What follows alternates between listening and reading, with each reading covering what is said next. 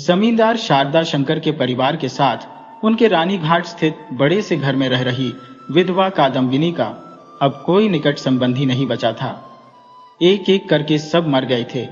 उसके पति के परिवार में भी कोई ऐसा नहीं था जिसको कि वह अपना कह सके या जिसका कोई पति या बच्चा हो, सिवाय एक छोटे बच्चे के जो कि उसके पति के बड़े भाई का बेटा था। वह कादम्बिनी की आंख का तारा था। उस बच्चे की मां उसके जन्म के पश्चात बहुत बीमार पड़ गई थी, इसलिए उसका पालन पोषण उसकी काकी कादम्बिनी ने किया था। जब कोई किसी और के बच्चे को इतने लाड़ प्यार से पालता है तो उनके बीच में केवल एक ही संबंध रह जाता है और वह है प्रेम का संबंध। उस संबंध में अधिकार या सामाजिक नियम कोई मायने नहीं रखते। प्रेम को कोई किसी कानूनी दस्तावेज के द्वारा प्रमाणित नहीं कर सकता और न ही स्वयं प्रेम की यह अभिव्यक्ति होती है। प्रेम केवल और प्रगाढ़ ही हो सकता है क्योंकि यही इसका रूप है। कादम्बिनी ने अपने कुंठित वैधव्य का सारा प्यार इस बच्चे पर अर्पित कर दिया था कि सावन की एक रात कादम्बिनी की अकस्मात मृत्यु हो गई। किसी अज्ञात कारणवश उसकी हृदय गति रुक गई। हर जगह समय अपनी गति से चलता रहा, परंतु इस एक छोटे से प्यार से परिपूर्ण हृदय में इसकी घड़ी की सुई चलनी बंद हो गई। इस मामले को पुलिस की निगाह से दूर व चुपचाप रखने के लिए जमींदार के घर के 4 ब्राह्मण कर्मचारियों ने उसके शव को जला दिया।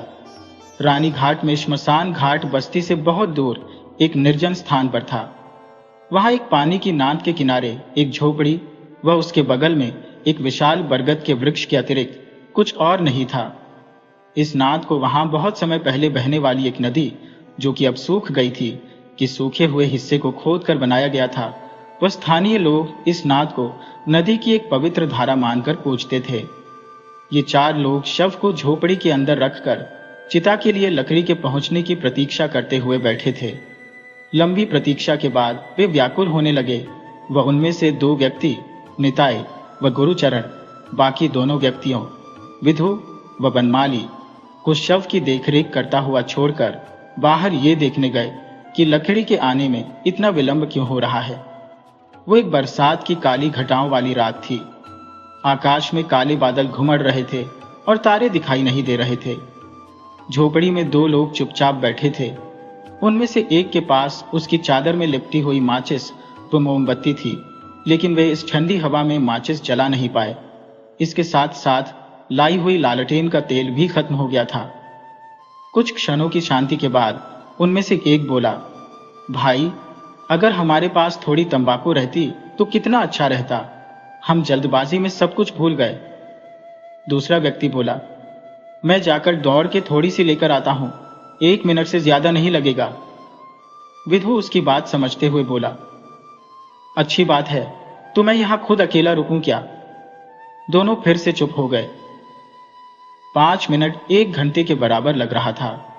दोनों अपने आप को मन ही मन कोसते हुए सोच रहे थे कि लकड़ी लेने गए बाकी दोनों लोग आराम से कहीं बैठकर बीड़ी फूंक रहे होंगे व गप्पे मार रहे होंगे, और जल्द ही उनको अपना यह एहसास सच भी लगने लगा था।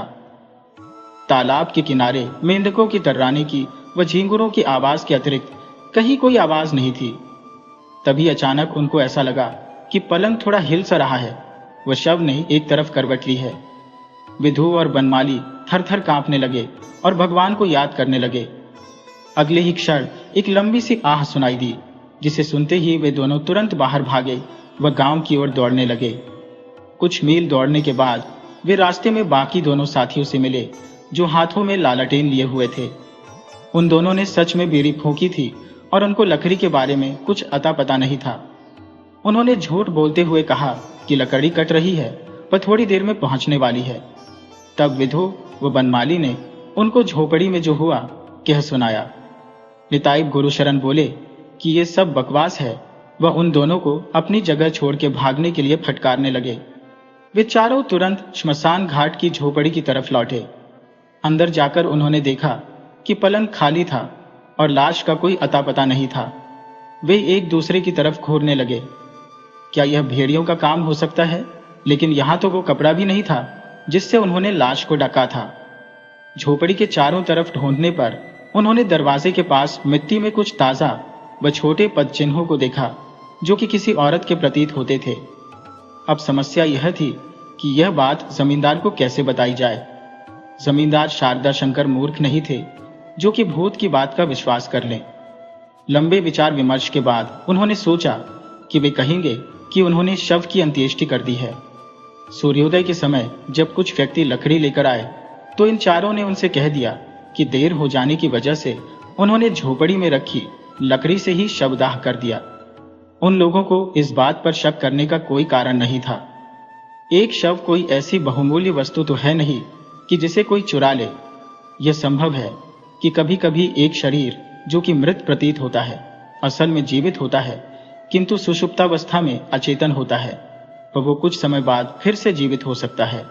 सच में कादम्बिनी मरी नहीं थी, किसी कारणवश वो मृत प्रायः या अचेतन हो गई थी, किंतु अब फिर से ठीक हो गई थी। जब उसको होश आया उसने अपने चारों तरफ अंधेरा देखा।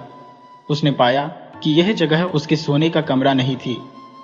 उसने एक बार दीदी कहकर पुकारा, किंतु अंधेरे में कोई उत्तर नहीं आया।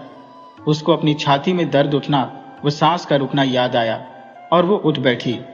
उसको याद आया कि उसकी सबसे बड़ी जेठानी कमरे के कोने में बैठकर स्टोव पर बच्चे के लिए दूध गर्म कर रही थी कि तभी उसको खड़े होने में असमर्थता महसूस हुई और वो पलंग पर गिर पड़ी। उसने हांफते हुए पुकारा, दीदी, मुन्ने को मेरे पास लाओ, मुझे लगता है मैं मरने वाली हूं। तभी उसकी आंखों के सामने अंधेरा छा गया, ऐसे जैसे कि किसी लिखे हुए कागज के ऊपर स्याही फैल गई हो। उस क्षण कादम्बिनी की सारी स्मरण शक्ति व चेतना में उसके जीवन की किताब के अक्षरों में भेद करना असंभव सा हो गया। इस समय उसको यह भी याद नहीं रहा कि उसके भतीजे ने अपनी मीठी आवाज में उसको आखिरी बार काकी माँ कहकर पुकारा था, कि उसको प्रेम की दवा की आखिरी पुड़िया मिली थी जो कि उसकी इस संसार से मृत्यु की अनजानी व कभी भी समाप्त न होने वाली यात्रा पर देखभाल करेगी। उसको लगता था कि मृत्यु के स्थान पर अंधेरे व निर्जनता के अतिरिक्त कुछ भी नहीं है। वहां देखने व सुनने के लिए कुछ भी नहीं था और वो वहां हमेशा जागते हुए बैठे रहने व प्रतीक्षा करने के अलावा कुछ भी नहीं कर सकती थी। तभी उसको खुले हुए दरवाजे से हवा का एक ठंडा व गीला झोंका महसूस हुआ। बरसाती मेंढकों के टर्राने की आवाज सुनाई दी और उसको बचपन से लेकर अब की सारी बातें यकायक याद आ गई। उसको लगने लगा कि उसका इस संसार से अभी भी कुछ रिश्ता है। तभी अचानक बिजली की चमक में एक पल में उसको नान, बरगद का पेड़, बड़ा सा मैदान व पैरों की कतार दिखाई दिए। उसको याद आने लगा कि कैसे उसने कुछ शुभ अवसरों पर उस नांद में स्नान किया था, कैसे श्मशान घाट में मृत शवों को देखकर उसको मृत्यु की भयावहता का एहसास होने लगता था। उस समय उसके मन में जो पहला विचार आया वो था घर लौटने का। पर तभी उसने सोचा, वे लोग मुझे वापस स्वीकार नहीं करेंगे क्योंकि उनकी नजरों में मैं जीवित नहीं हूं। यह उनके लिए एक श्राप की तरह होगा। मुझे जीवितों की धरती से निकाल दिया गया है और मैं जीवित मृत हूं। अगर ऐसा नहीं होता तो कैसे वो शारदा शंकर के घर की सुरक्षित चाहर दीवारी से बाहर निकलकर इस सुदूर श्मशान घाट तक पहुंच गई थी। परंतु यदि दाह संस्कार का काम अभी तक समाप्त नहीं हुआ है तो उन लोगों का क्या हुआ जो उसको जलाने आए थे। उसको शारदा शंकर के घर में मरने से पहले बीते हुए अंतिम पल याद आने लगे और अपने आप को इस दूर एक श्मशान घाट में पाकर उसने अपने आप से कहा, मेरा अब जीवित लोगों के संसार से कोई संबंध नहीं है। मैं डरावनी हूं, बुराई का एक पुतला हूं, मैं अपनी खुद की भूत हूं। उसको सारे बंधन व नियम टूटते हुए लगे। ऐसा लगा कि उसमें जहां वह चाहे वहां जाने की, जो चाहे वो करने की एक अज्ञात शक्ति व असीमित छूट है। इस भावना के साथ वो उस झोपड़ी से एक पागल स्त्री के जैसे हवा के एक झोंके की तरह निकली और बिना किसी भय, लज्जा या चिंता के वो उस अंधेरे मैदान में भागने लगी। किंतु चलते चलते उसके पैरों में दर्द होने लगा, वो उसको कमजोरी महसूस होने लगी। मैदान का दूर दूर तक कोई अंत दिखाई नहीं देता था और यहाँ वहां धान के खेत और पानी के गहरे तालाब दिखाई देते थे। सूर्योदय के बाद धीरे धीरे उसको शीशम के पेड़ दिखाई पड़ने लगे और चिड़ियों के चहचहाने की आवाज सुनाई देने लगी थी। अब उसको बहुत डर लग रहा था। उसे तनिक भी आभास नहीं था कि वो कहाँ है व अब उसका दुनिया के लोगों से क्या संबंध होगा। सावन की उस रात जब तक उस विशाल मैदान में अंधेरा था तब तक वो निर्भीक होकर अपने में ही मस्त थी। पर अब उजाला व मनुष्य की उपस्थिति उसको परेशान करने लगे। जैसे मनुष्यों को भूत प्रेतों से डर लगता है, वैसे ही भूत प्रेतों को भी मनुष्यों से डर लगता है। ये दोनों नदी के दो अलग अलग किनारों पर रहने वाली दो भिन्न प्रजातियां हैं। रास्ते में ऐसे किसी पागल स्त्री की तरह विचरते हुए, मिट्टी से सने हुए कपड़ों में वह उसके अजीबोगरीब व्यवहार से कादम्बिनी किसी को भी डरा सकती थी। ऐसे में बच्चे तो शायद उसको देखकर दूर भाग जाते व दूर से ही उस पर पत्थर फेंकते। सौभाग्यवश पहला व्यक्ति जिसने उसे इस स्थिति में देखा एक सज्जन था। उस व्यक्ति ने उसके पास जाकर पूछा, माँ, ऐसा लगता है कि तुम किसी भद्र परिवार से संबंध रखती हो। ऐसी स्थिति में तुम इस रास्ते पर अकेली कहाँ जा रही हो? पहले तो कादम्बिनी ने उस व्यक्ति के प्रश्न का कोई उत्तर नहीं दिया और उसकी ओर खाली निगाहों से घूरने लगी। उसको सब कुछ छोटा छोटा सा लग रहा था। उसको समझ में नहीं आ रहा था कि वो इस संसार में जीवित कैसे थी, कैसे एक राहगीर उससे प्रश्न पूछ रहा था, वह कैसे वो इस व्यक्ति को एक भद्र महिला लग रही थी। उस सज्जन ने फिर पूछा, माँ, मेरे साथ आओ, मैं तुम्हें तुम्हारे घर ले जाऊंगा। बताओ तुम्हारा घर कहाँ है? कादम्बिनी सोच में पड़ गई। वो अपनी ससुराल वापस जाने का सोच भी नहीं सकती थी और उसका कोई अपना पैतृक घर भी नहीं था कि तभी उसे अपनी बचपन की सहेली योगमाया का ध्यान आया। हालांकि वो उससे बचपन के बाद नहीं मिली थी, उनमें बीच बीच में पत्राचार होता रहता था। कभी कभी उनमें इस बात पर जरूर प्रतियोगिता होती थी कि उसमें से कौन एक दूसरे को ज्यादा प्यार करता है। कादम्बिनी का कहना था कि वो योगमाया से ज्यादा किसी चीज को प्यार नहीं करती थी और योगमाया का कहना था कि कादम्बिनी उसके प्यार को ठीक से समझ नहीं पाती थी। पर उन दोनों को यह मालूम था कि अगर दोबारा मौका मिला तो दोनों एक दूसरे का साथ नहीं छोड़ेंगी। मैं निशिंदपुर में श्रीपति चरण बाबू के घर जा रही हूँ, कादम्बिनी ने उस सज्जन से कहा। वो व्यक्ति कोलकाता जा रहा था। निशिंदपुर पास तो नहीं था, पर वो उसके रास्ते से हट के नहीं था। उसने खुद कादम्बिनी को श्रीपति चरण बाबू के घर पहुंचाया। प्रारंभ में दोनों सहेलियों को एक दूसरे को पहचानने में परेशानी हुई, पर जैसे ही उन्हें एक दूसरे में बचपन का रूप दिखा, उनकी आंखें चमक उठी। योगमाया बोली, मैंने कभी भी नहीं सोचा था कि मैं तुमको दोबारा देखूंगी। तुम यहां कैसे? तुम्हारे ससुराल ने क्या तुम्हें घर से निकाल दिया है? कादम्बिनी कुछ देर चुप रहने के बाद बोली, भाई, मुझसे मेरी ससुराल के बारे में मत पूछो। तुम मुझे अपने घर के एक कोने में एक नौकर की तरह आश्रय दे दो, मैं तुम्हारा हर काम करूंगी। योगमाया ने कहा, अरे वाह, तुम मेरी नौकरानी कैसे हो सकती हो? तुम तो मेरी सहेली, मेरी बहन जैसी हो। तभी श्रीपति बाबू कमरे में आए। कादम्बिनी उनकी ओर एक क्षण के लिए देखकर बिना सर ढके वह बिना कोई आदर भाव दिखाए धीरे से कमरे से बाहर चली गई। योगमाया ये सोचकर कि कहीं श्रीपति बाबू उसकी सहेली के अभद्र व्यवहार से गुस्सा न हो जाए, उनसे माफी मांगने लगी। श्रीपति बाबू इतनी आसानी से मान गए कि उसको कुछ अजीब सा लगा। हालांकि कादम्बिनी ने अपनी सहेली के घर का काम संभाल लिया था, पर वो उसके साथ घनिष्ठ नहीं हो पाई। उनके बीच में मृत्यु की एक दीवार थी। यदि कोई व्यक्ति खुद पर संदेह करने लगता है या अपने बारे में ही सावधान रहता है, तो वो किसी और के साथ घनिष्ठ नहीं हो सकता है। कादम्बिनी को ऐसा लगता था कि योगमाया, उसका घर व पति किसी और संसार के हैं। वो सोचती थी, वे लोग प्यार, कर्तव्य व भावनाओं से परिपूर्ण एक संसार में रहते हैं और मैं एक खाली छाया हूँ। वे लोग जीवित संसार में हैं और मैं इस संसार से परे हूँ। ये सब देखकर योगमाया भी परेशान थी और उसकी समझ में कुछ नहीं आ रहा था। अनिश्चितता के वातावरण में कविता, बहादुरी या शिक्षा तो पनप सकते हैं, किंतु घरेलू माहौल नहीं, और इसी कारण औरतें किसी भी रहस्य को दबाकर नहीं रख सकती हैं। इसलिए जिस चीज को वे समझ नहीं सकती हैं, या तो वे उस चीज से अपना नाता ही तोड़ लेती हैं, वो कोई संबंध नहीं रखती है, या फिर वे उस चीज को किसी और ज्यादा उपयोगी चीज से बदल देती है। और यदि उनको कुछ भी समझ में नहीं आता है तो वे क्रोधित हो जाती है। जैसे जैसे कादम्बिनी का व्यवहार योगमाया की समझ से परे होने लगा, उतना ही योगमाया को उसके ऊपर इस बात पर गुस्सा आने लगा कि क्यों यह आफत उसके गले आन पड़ी है। यहाँ पर एक और समस्या थी। कादम्बिनी खुद भी डरी हुई थी, पर फिर भी वो अपने आप से भाग नहीं सकती थी। भूत प्रेत से डरने वाले लोग अंदर ही अंदर भयभीत हो जाते हैं, क्योंकि वे भय के कारण को साक्षात देख नहीं सकते हैं। पर कादम्बिनी को किसी बाहरी चीज का डर थोड़े ही था, वो तो खुद अपने आप से ही डरी हुई थी। कभी कभी दिन की शांति में वो कमरे में अकेले बैठे हुए ही चिल्लाने लगती थी, और शाम को लैंप की रोशनी में अपनी छाया को देखकर जोर जोर से कांपने लगती थी। घर का हर सदस्य उसके डर से चौकन्ना था। घर के नौकर, नौकरानियां, वो स्वयं योग माया को सब जगह भूत नजर आते थे। तभी एक दिन आधी रात को कादम्बिनी अपने कमरे के दरवाजे पर आकर चिल्लाई, दीदी दीदी, मैं तुमसे विनती करती हूँ, मुझे अकेला मत छोड़ो। योग माया को डर भी लग रहा था, वह क्रोध भी आ रहा था। उसका बस चलता तो उसी समय वो उसको घर से निकाल देती।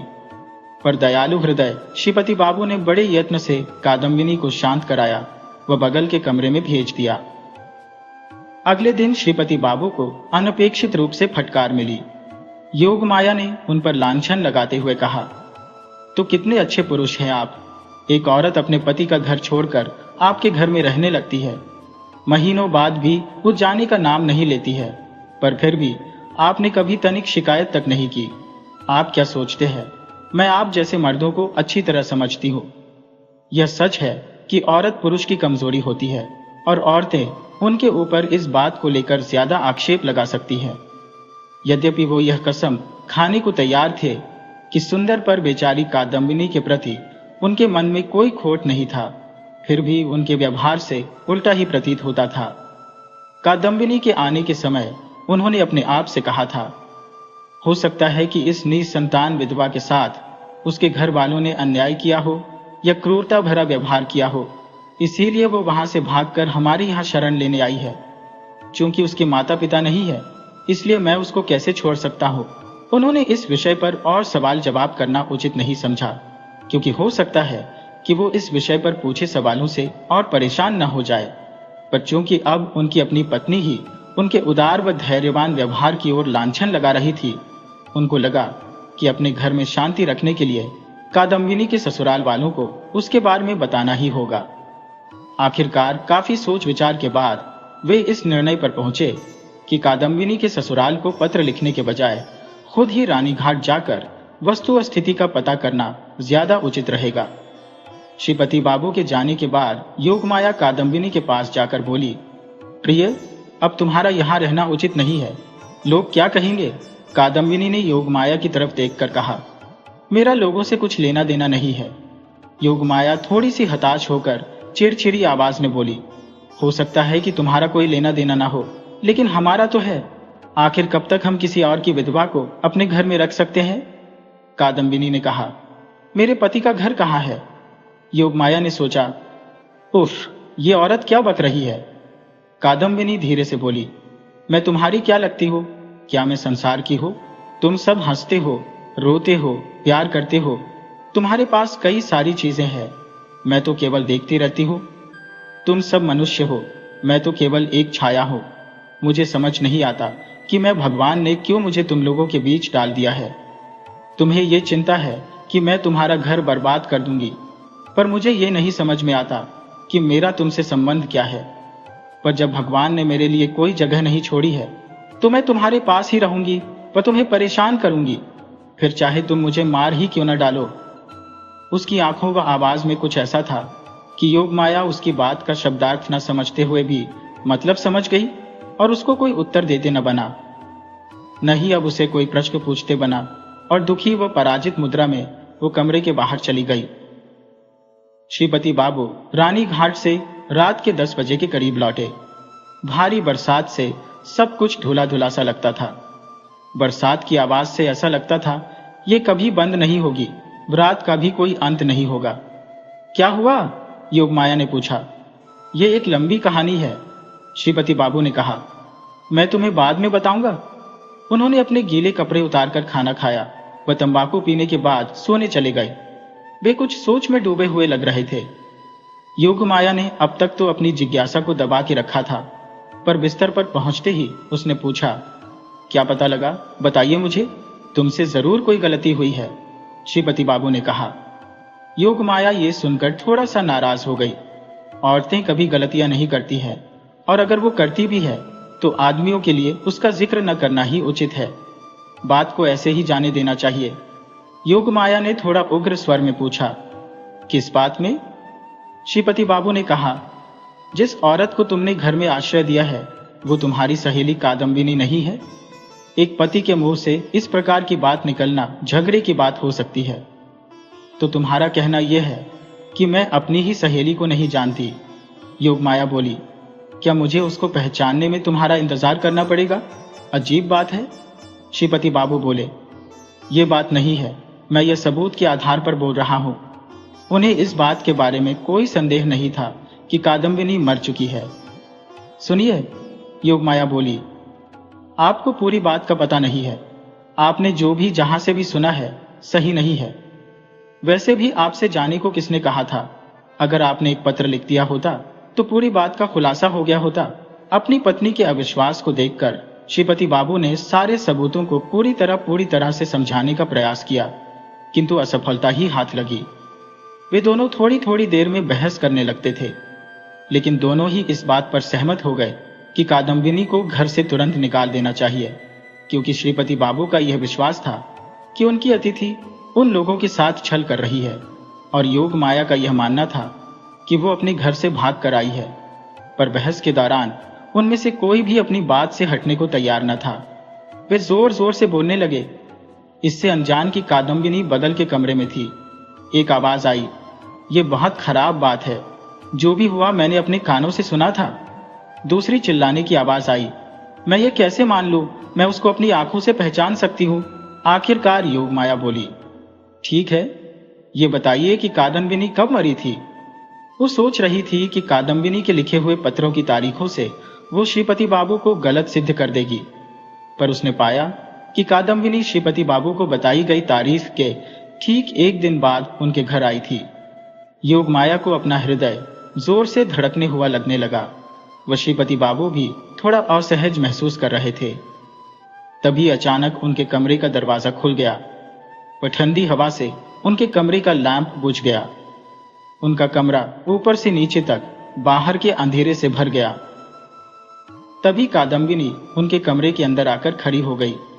सुबह का करीब 2:30 बज रहा था और बाहर मूसलाधार बरसात हो रही थी। सखी, कादम्बिनी बोली, मैं तुम्हारी कादम्बिनी ही हूं, पर अब मैं जीवित नहीं हूं, मैं मृत हूं। यह सुनकर योगमाया डर के मारे चिल्ला पड़ी। वह श्रीपति बाबू की भी जबान बंद हो गई। पर यह बताओ कि मृत होने के अलावा मैंने तुम्हारा और कौन सा नुकसान किया है? यदि मेरे पास इस समय इस संसार में रहने के लिए कोई और जगह नहीं है तो मैं कहां जाऊं? और तभी वो ऐसे चीखी जैसे कि बरसात की इस रात में वो भगवान को नींद से जगाना चाहती हो। बताओ, कहां जाऊं मैं? ऐसा कहने के बाद दोनों पति पत्नी को भौचक्का छोड़कर कादम्बिनी या तो एक किए की खोज में या किसी और संसार की ओर चली गई। ये कहना मुश्किल है कि कादम्बिनी रानी घाट कैसे पहुंची। पहले तो वो अपने को किसी को दिखाए बिना एक दिन तक एक खंडहरनुमा मंदिर में बिना खाए पिए पड़ी रही। बरसात की इस शाम के समय जब अंधेरा जल्दी हो जाता है, वह गांव के लोग तूफान के डर से अपने घरों में चले गए। कादम्बिनी सड़क पर फिर से प्रकट हुई। जैसे जैसे उसकी ससुराल पास आने लगी, उसका दिल जोरों से धड़कने लगा, पर उसने सिर पर नौकरानियों की तरह लंबा सा घूंघट डाल लिया और दरबानों ने उसको अंदर जाने से नहीं रोका। बीच में बरसात और तेज हो गई थी और हवा प्रचंड वेग से बह रही थी। शारदा शंकर की पत्नी, जो कि घर की मालकिन थी, उसकी विधवा जेठानी के साथ ताश खेल रही थी और बुखार से पीड़ित छोटा बच्चा शयन कक्ष में सो रहा था। कादम्बिनी सबकी नजर बचाकर शयन कक्ष में पहुंची। ये कहना असंभव है कि वो ससुराल वापस क्यों आई थी। शायद उसको खुद इस बात का पता नहीं था, पर शायद वो बच्चे को दोबारा देखना चाहती थी। इसके बाद उसको नहीं पता था कि वो कहां जाएगी या उसका क्या हाल होगा। लैंप की रोशनी में उसने एक कमजोर और दुर्बल से छोटे से बच्चे को मुट्ठी बांध कर सोते हुए देखा। बच्चे को देखकर उसकी ममता की प्यास फिर से जाग उठी कि कैसे वो बच्चे को हर दुर्भाग्य या विपदा से बचाने के लिए उसको एक आखिरी बार अपनी छाती में भींच लेना चाहती थी। पर तभी उसने सोचा, जब मैं यहां नहीं रहूंगी तो इसकी देखभाल कौन करेगा? इसकी मां को तो सहेलियों का साथ, ताश खेलना, गप्पे मारना पसंद है। वह वो इसको मेरी देखरेख में लंबे समय के लिए भी छोड़कर खुश थी, जिससे कि उसको इसके पालन पोषण के बारे में कभी कोई चिंता नहीं करनी पड़ती थी। अब इसकी मेरे जैसी देखभाल कौन करेगा? तभी उस बच्चे ने करवट बदलते हुए कहा, आधी नींद में कहा, काकी माँ, मुझे थोड़ा पानी दो। उसने तुरंत उत्तर दिया, मेरे प्यारे बेटे, मेरे लाल, तुम अपनी काकी माँ को अभी तक नहीं भूले। वो घड़े से तुरंत पानी लेकर आई। वो उसको अपनी छाती से लगाकर पानी पिलाने लगी। जब तक वो बच्चा नींद में था, उसको अपनी काकी के हाथ से पानी पीने में जरा भी आश्चर्य नहीं हुआ, क्योंकि वह उसका आदी था। पर जैसे ही कादम्बिनी, जो कि अपनी ममता की प्यास को तृप्त कर रही थी, ने बच्चे को चूम कर दोबारा लेटाया, बच्चा नींद से जाग गया। वह उससे चिपक कर बोला, काकी माँ, क्या तुम मर गई थी? उसने कहा, हाँ मेरे बेटे। तो तुम वापस कैसे आई? तुम दोबारा तो नहीं मरोगी? जब तक कि वो कोई उत्तर दे, हंगामा मच गया, क्योंकि एक नौकरानी जो अपने हाथ में एक कटोरा लेकर आई थी, चिल्लाते हुए बेहोश होकर गिर पड़ी। उसकी चीख सुनकर शारदा शंकर की पत्नी ताश फेंक कर तुरंत दौड़ी दौड़ी आई। कादम्बिनी तो कमरे में खड़ी एकदम जड़ हो गई थी। वो भागने या कुछ बोलने में भी असमर्थ थी। ये सब देखकर बच्चा भी डर गया। उसने सिसकते हुए कहा, काकी माँ, आपको जाना चाहिए। कादम्बिनी को आज पहली बार लगा कि वो मरी नहीं थी। ये पुराना घर, घर की हर चीज, बच्चा, उसका प्यार, ये सब कुछ ही तो उसके लिए समान रूप से जीवित थे, और उन सब के कादम्बिनी के बीच अब कोई फासला न था। जब तक वो अपनी सहेली के घर में रही, वो अपने को मृत महसूस करती रही। ऐसा लगता रहा जैसे कि वो औरत जिसे उसकी सहेली जानती थी मर चुकी थी। पर अब उसने अपने भतीजे के कमरे में महसूस किया कि उसकी काकी माँ कभी मरी ही नहीं थी। दीदी, वो टूटे से स्वर में बोली, आप मुझसे डर क्यों रही है? देखिए, मैं जैसी थी वैसी ही हो। उसकी जेठानी अपने को संभाल न सकी और गिर पड़ी। अपनी बहन से यह समाचार पाकर शारदा शंकर बाबू खुद अंदर गए। वो हाथ जोड़कर गिड़गिड़ाते हुए बोले, भाभी, आपका यह करना उचित नहीं है। सतीश हमारे परिवार का इकलौता बच्चा है, आप उसको नजर क्यों लगा रही है? क्या हम आपके लिए अजनबी है? जब से आप गई है, वो प्रतिदिन कमजोर होता चला गया, लगातार बीमार रहा और रात दिन काकी माँ पुकारता रहा है। पर अब जब आपने इस संसार से विदा ले ली है, तो कृपया उससे अपने को मत जोड़िए। कृपया चली जाइए, हम आपकी अंत्येष्टि उचित रीतियों से कर देंगे। कादम्बिनी और न सह सकी। वो चीख कर बोली, मैं मरी नहीं थी, मैं मरी नहीं थी, मैं बोलती हूँ। मैं आपको कैसे समझाऊं कि मैं मरी नहीं थी? क्या आप देख नहीं सकते कि मैं जीवित हूं? ये कहकर उसने जमीन पर गिरे हुए पीतल के कटोरे को उठाकर अपने माथे पर मारा। चोट से खून बहने लगा। देखिए, मैं जीवित हूं। शारदा शंकर वहां एक मूर्ति की तरह खड़े रहे। छोटा बच्चा अपने पिता के लिए रोने लगा और दोनों औरतें जमीन पर विक्षिप्त पड़ी थी। कादम्बिनी रोते हुए, वह मैं मरी नहीं थी, मैं मरी नहीं थी, कहते हुए कमरे से भागी और उसने सीढ़ियों से उतरकर घर के अंदर एक पानी की नांद में डुबकी लगा दी। ऊपर की मंजिल से शारदा शंकर ने पानी के छपाके की आवाज सुनी। उस रात पूरी रात बरसात हुई और सुबह होने तक जारी थी। यहां तक कि दोपहर को भी कोई राहत नहीं मिली। कादम्बिनी ने मरकर यह सिद्ध कर दिया कि वो मरी नहीं थी।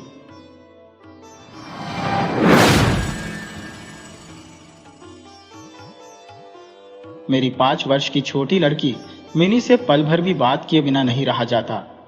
दुनिया में आने के बाद भाषा सीखने में उसने सिर्फ 1 ही वर्ष लगाया होगा। उसके बाद से जितनी देर तक सो नहीं पाती है, उस समय का एक पल भी वह चुप्पी में नहीं खोती। उसकी माता बहुधा डांट फटकार कर उसकी चलती हुई जुबान बंद कर देती है, किंतु मुझसे ऐसा नहीं होता। मिनी का मौन मुझे ऐसा अस्वाभाविक सा प्रतीत होता है कि मुझसे वह अधिक देर तक सहा नहीं जाता, और यही कारण है कि मेरे साथ उसके भावों का आदान प्रदान कुछ अधिक उत्साह के साथ होता रहता है। सवेरे मैंने अपने उपन्यास के 17वें अध्याय में हाथ लगाया ही था कि इतने में मिनी ने आकर कहना आरंभ कर दिया, बाबा, रामदयाल दरबान कल काक को कौवा कहता था। वह कुछ भी नहीं जानता है ना बाबा? विश्व की भाषाओं की विभिन्नता के विषय में मेरे कुछ बताने से पहले ही उसने दूसरा प्रसंग छेड़ दिया। बाबा, भोला कहता था, आकाश मुंह से पानी फेंकता है, इसी से वर्षा होती है। अच्छा बाबा, भोला झूठ मूठ कहता है ना, खाली बक बक किया करता है, दिन रात बकता रहता है। इस विषय में मेरी राय की तनिक भी राह न देखकर छठ से धीमे स्वर में एक जटिल प्रश्न कर बैठी। बाबूजी, माँ तुम्हारी कौन लगती है? उसके इस प्रश्न का उत्तर देना किसी भंवर में फंसने बराबर था, इसलिए मैंने उसका ध्यान हटाने के लिए कहा, मिनी तू जा, भोला के साथ खेल, मुझे अभी काम है। अच्छा। तब उसने मेरी मेज के पार्श्व में पैरों के पास बैठकर अपने दोनों घुटने और हाथों को हिला हिलाकर बड़ी शीघ्रता से मुंह चलाकर अटकन बटकन दही चटा के कहना आरंभ कर दिया। जबकि मेरे उपन्यास के अध्याय में प्रताप सिंह उस समय कंचनमाला को लेकर रात के गहरी अंधेरे में बंदी ग्रह के ऊंचे झरोके से नीचे कलकल करती हुई सरिता में कूद रहा था। मेरा घर सड़क के किनारे पर था। सहसा मिनी अपने अटकन बटकन को छोड़कर कमरे की खिड़की के पास दौड़ गई और जोर जोर से चिल्लाने लगी, काबुली वाला, ओ काबुली वाला। मैले कुचैले ढीले कपड़े पहने, सिर पर साफा बांधे, कंधे पर सूखे फलों की मैली झोली लटकाए, हाथ में अंगूरों की कुछ पिटारियां लिए एक लंबा तगड़ा सा काबुली धीमी सी चाल से सड़क पर जा रहा था। उसे देखकर मेरी छोटी बेटी के हृदय में कैसे भाव उदय हुए यह बताना असंभव है। उसने जोरों से पुकारना शुरू किया। मैंने सोचा, अभी झोली कंधे पर डाले, सर पर एक मुसीबत आ खड़ी होगी और मेरा 70वां अध्याय आज अधूरा रह जाएगा। किंतु मिनी के चिल्लाने पर जो ही काबुली ने हंसते हुए उसकी ओर मुंह फेरा और घर की ओर बढ़ने लगा, त्यों ही मिनी भय खाकर भीतर भाग गई। फिर उसका पता ही नहीं लगा कि कहां छिप गई। उसके छोटे से मन में वह अंधविश्वास बैठ गया था कि उस मैली कुचैली झोली के अंदर ढूंढने पर उस जैसी और भी जीती जागती बच्चियां निकल सकती है। इधर काबुली ने आकर मुस्कुराते हुए मुझे सलाम किया। मैंने सोचा, वास्तव में प्रताप सिंह और कंचनमाला की दशा अत्यंत संकटापन्न है।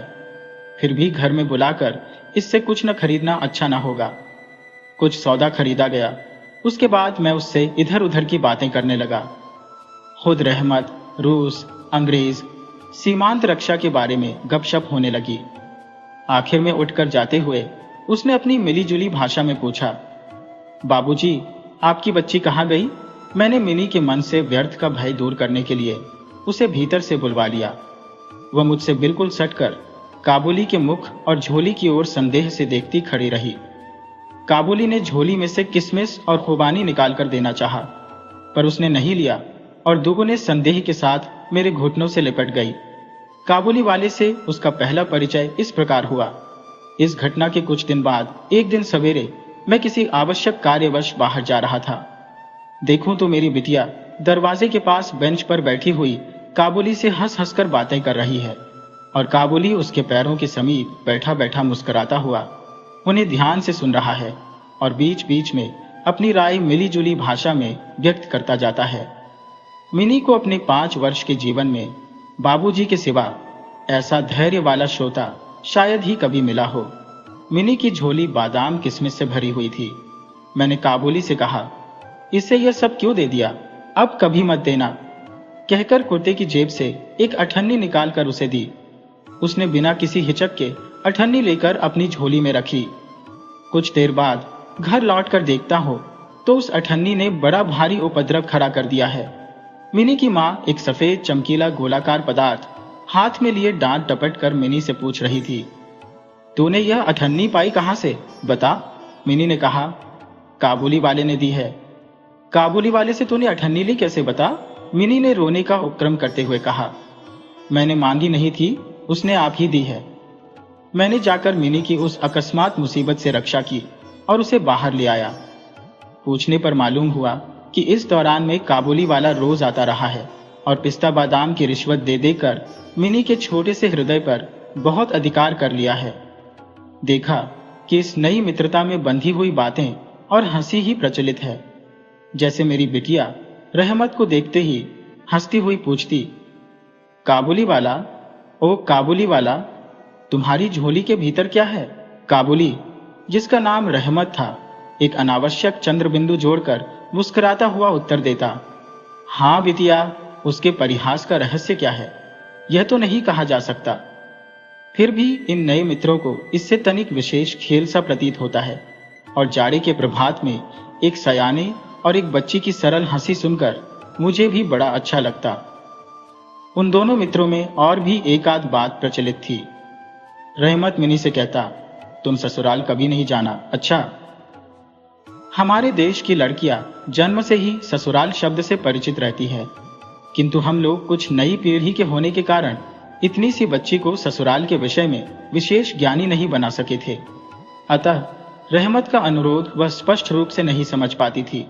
इस पर भी किसी बात का उत्तर दिए बिना चुप रहना उसके स्वभाव के बिल्कुल ही विरुद्ध था। उलटे वह रहमत से ही पूछती, तुम ससुराल जाओगे? रहमत काल्पनिक ससुर के लिए अपना जबरदस्त घूसा तान कर कहता, हम ससुर को मारेगा। सुनकर मिनी ससुर नामक किसी अनजाने जीव की दुर्वस्था की कल्पना करके खूब हंसती। देखते देखते जाड़े की सुहावनी ऋतु आ गई। पूर्व युग में इसी समय राजा लोग दिग्विजय के लिए कूच करते थे। मैं कलकत्ता छोड़कर कभी कहीं नहीं गया, शायद इसीलिए मेरा मन ब्रह्मांड में घूमा करता है। यानी मैं अपने घर में ही चिर प्रवासी हूँ। बाहरी ब्रह्मांड के लिए मेरा मन सर्वदा आतुर रहता है। किसी विदेश का नाम आगे आते ही मेरा मन वहीं की उड़ान लगाने लगता है। इसी प्रकार किसी विदेशी को देखते ही तत्काल मेरा मन सरिता पर्वत बीहड़ वन के बीच में एक कुटीर का दृश्य देखने लगता है और एक उल्लासपूर्ण स्वतंत्र जीवन यात्रा की बात कल्पना में जाग उठती है। इधर देखा तो मैं ऐसी प्रकृति का प्राणी हूँ जिसका अपना घर छोड़कर बाहर निकलने में सिर कटता है। यही कारण है कि सवेरे के समय अपने छोटे से कमरे में मेज के सामने बैठकर उस काबुली से गपशप लड़ाकर बहुत कुछ भ्रमण का काम निकाल लिया करता हो। मेरे सामने काबुल का पूरा चित्र खिंच जाता। दोनों ओर ऊबड़ खाबड़ लाल लाल ऊंचे दुर्गम पर्वत है और रेगिस्तानी मार्ग, उन पर लदे हुए ऊंटों की कतार जा रही है। ऊंचे ऊंचे साफे बांधे हुए सौदागर और यात्री, कुछ ऊंट की सवारी पर है तो कुछ पैदल ही जा रही है। किन्हीं के हाथों में बर्छा है तो कोई बाबा आदम के जमाने की पुरानी बंदूक थामे हुए है। बादलों की भयानक गर्जन के स्वर में काबुली लोग अपने मिलीजुली भाषा में अपने देश की बातें कर रहे हैं। मिनी की मां बड़ी वहमी तबीयत की है। राह में किसी प्रकार का शोरगुल हुआ नहीं कि उसने समझ लिया कि संसार भर के सारे मस्त शराबी हमारे ही घर की ओर दौड़े आ रहे हैं। उसके विचारों में यह दुनिया इस छोर से उस छोर तक चोर डकैत, मस्त, शराबी, सांप, बाघ, रोगों, मलेरिया, तिलचट्टे और अंग्रेजों से भरी पड़ी है। इतने दिन हुए इस दुनिया में रहते हुए भी उसके मन का यह रोग दूर नहीं हुआ। रहमत काबुली की ओर से भी वह पूरी तरह निश्चिंत नहीं थी। उस पर विशेष नजर रखने के लिए उससे बार बार अनुरोध करती रहती। जब मैं उसके शक को परिहास के आवरण से ढकना चाहता तो मुझसे एक साथ कई प्रश्न पूछ बैठती। क्या कभी किसी का लड़का नहीं चुराया गया? क्या काबुल में गुलाम नहीं बिकते? क्या एक लंबे तगड़े काबुली के लिए एक छोटे बच्चे का उठा ले जाना असंभव है? इत्यादि। मुझे मानना पड़ता कि यह बात बिल्कुल असंभव भी नहीं है। भरोसा करने की शक्ति सब में समान नहीं होती। अतः मिनी की मां के मन में भय ही रह गया, लेकिन केवल इसीलिए बिना किसी दोष के रहमत को अपने घर में आने से मना न कर सका। हर वर्ष रहमत माघ मास में लगभग अपने देश लौट जाता है। इस समय वह अपने व्यापारियों से रुपया पैसा वसूल करने में तल्लीन रहता है। उसे घर घर, दुकान दुकान घूमना पड़ता है। फिर भी मिनी से उसकी भेंट एक बार अवश्य हो जाती है। देखने में तो ऐसा प्रतीत होता है कि दोनों के मध्य किसी षड्यंत्र का श्री गणेश हो रहा है। जिस दिन वह सवेरे नहीं आ पाता, उस दिन देखूं तो वह संध्या को हाजिर है। अंधेरे में घर के कोने में उस ढीले ढाले जामा पाजामा पहने झोली वाले लंबे तगड़े आदमी को देखकर सचमुच ही मन में अचानक भय सा पैदा हो जाता है। लेकिन जब देखता हो कि मिनियो काबुली वाला पुकारती हुई हंसती हंसती दौड़ी आती है और दो भिन्न भिन्न आयु के असम मित्रों में वही पुराना हास परिहास चलने लगता है, तब मेरा सारा हृदय खुशी से नाच उठता है। एक दिन सवेरे मैं अपने छोटे कमरे में बैठा हुआ नई पुस्तक के प्रूफ देख रहा था। जाड़ा विदा होने से पूर्व आज 2-3 दिन खूब जोरों से अपना प्रकोप दिखा रहा है। जिधर देखो उधर उस जाड़े की ही चर्चा है। ऐसे जाड़े पाले में खिड़की में से सवेरे की धूप मेज के नीचे मेरे पैरों पर आ पड़ी। उसकी गर्मी मुझे अच्छी प्रतीत होने लगी। लगभग 8 बजे का समय होगा। सिर से मफलर लपेटे उषा चरण सवेरे की सैर करके घर की ओर लौट रहे थे। ठीक इस समय राह में एक बड़े जोर का शोर सुनाई दिया। देखूं तो अपने उस रहमत को 2 सिपाही बांधे लिए जा रहे हैं। उनके पीछे बहुत से तमाशाई बच्चों का झुंड चला आ रहा है। रहमत के ढीले ढाले कुर्ते पर खून के दाग है और एक सिपाही के हाथ में खून से लथपथ छुरा। मैंने द्वार से बाहर निकलकर सिपाही को रोक लिया। पूछा, क्या बात है? कुछ सिपाही से और कुछ रहमत से सुना कि हमारे एक पड़ोसी ने रहमत से रामपुरी चादर खरीदी थी। उसके कुछ रुपए उसकी ओर बाकी थे, जिन्हें देने से उसने साफ इनकार कर दिया। बस इसी पर दोनों में बात बढ़ गई और रहमत ने छुरा निकालकर घोंप दिया। रहमत उस झूठे बेईमान आदमी के लिए भिन्न भिन्न प्रकार के अपशब्द सुना रहा था। इतने में काबुली वाला, ओ काबुली वाला, पुकारती हुई मिनी घर से निकल आई। रहमत का चेहरा क्षण भर में कौतुक हास्य से चमक उठा। उसके कंधे पर आज झोली नहीं थी, अतः झोली के बारे में दोनों मित्रों की अभ्यस्त आलोचना न चल सकी। मिनी ने आते ही पूछा, तुम ससुराल जाओगे? रहमत ने प्रफुल्लित मन से कहा, हाँ, वही तो जा रहा हो। रहमत तार गया कि उसका यह जवाब मिनी के चेहरे पर हंसी न ला सकेगा, और तब उसने हाथ दिखाकर कहा, ससुर को मारता, पर क्या करूं, हाथ बंधे हुए हैं। चुरा चलाने के जुर्म में रहमत को कई वर्ष का कारावास मिला। रहमत का ध्यान धीरे धीरे मन से बिल्कुल उतर गया। हम लोग अब अपने घर में बैठकर सदा के अभ्यस्त होने के कारण नित्य के काम धंधों में उलझे हुए दिन बिता रहे थे। तभी एक स्वाधीन पर्वतों पर घूमने वाला आदमी कारागार की प्राचीरों के अंदर कैसे वर्ष पर वर्ष काट रहा होगा, ये बात हमारे मन में कभी उठी ही नहीं। और चंचल मिनी का आचरण तो और भी लज्जाप्रद था। ये बात उसके पिता को भी माननी पड़ेगी। उसने सहज ही अपने पुराने मित्र को भूलकर पहले तो नब्बी सईस के साथ मित्रता जोड़ी, फिर क्रमशः जैसे जैसे उसकी वयोवृद्धि होने लगी, वैसे वैसे सखा के बदले एक के बाद एक उसकी सखियां जुटने लगी। और तो क्या, अब वह अपने बाबा के लिखने के कमरे में भी दिखाई नहीं देती। मेरा तो एक तरह से उसके साथ नाता ही टूट गया है। कितने ही वर्ष बीत गए। वर्षों बाद आज फिर शरद ऋतु आई है। मिनी की सगाई की बात पक्की हो गई। पूजा की छुट्टियों में उसका विवाह हो जाएगा। कैलाश वासिनी के साथ साथ अब की बार हमारे घर की आनंदमयी मिनी भी माँ बाप के घर में अंधेरा करके ससुराल चली जाएगी। सवेरे सूर्यदेव बड़ी सज धज के साथ निकले। वर्षों के बाद शरद ऋतु की यह नई धवल धूप सोने में सुहागे का काम दे रही है। कलकत्ता की संकरी गलियों से परस्पर सटे हुए पुराने टूटे फूटे घरों के ऊपर भी इस धूप की आभा ने एक प्रकार का अनोखा सौंदर्य बिखेर दिया है। हमारे घर पर सूर्यदेव के आगमन से पूर्व ही शहनाई बज रही है। मुझे ऐसा प्रतीत हो रहा है कि जैसे यह मेरे हृदय की धड़कनों में से रो रो कर बज रही हो। उसकी करुण भैरवी रागिनी मानो मेरी विच्छेद पीड़ा को जाड़े की धूप के साथ सारे ब्रह्मांड में फैला रही है। मेरी मिनी का आज विवाह है। सवेरे से घर बवंडर बना हुआ है। हर समय आने जाने वालों का तांता बंधा हुआ है। आंगन में बांसों का मंडप बनाया जा रहा है। हर एक कमरे और बरामदे में झाड़ फानूस लटकाए जा रहे हैं और उनकी टकटक की आवाज मेरे कमरे में आ रही है। चलो रे, जल्दी करो, इधर आओ की तो कोई गिनती ही नहीं है। मैं अपने लिखने पढ़ने के कमरे में बैठा हुआ हिसाब लिख रहा था।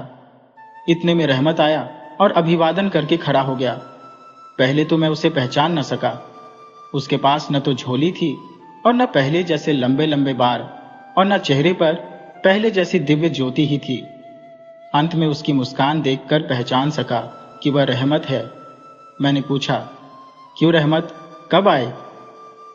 उसने कहा, कल शाम को जेल से छूटा हूं। सुनते ही उसके शब्द मेरे कानों में खट से बज उठे। किसी खूनी को मैंने कभी आंखों से नहीं देखा था। उसे देखकर मेरा सारा मन एकाएक सिकुड़ सा गया। मेरी यही इच्छा होने लगी कि आज के इस शुभ दिन में वह इंसान यहां से टल जाए तो अच्छा हो। मैंने उससे कहा, आज हमारे घर में कुछ आवश्यक काम है, सो आज मैं उसमें लगा हुआ हूं। आज तुम जाओ, फिर आना। मेरी बात सुनकर वह उसी क्षण जाने को तैयार हो गया, पर दरवाजे के पास आकर कुछ इधर उधर देखकर बोला, क्या बच्ची को तनिक नहीं देख सकता? शायद उसे यही विश्वास था कि मिनी अब तक वैसी ही बच्ची बनी है।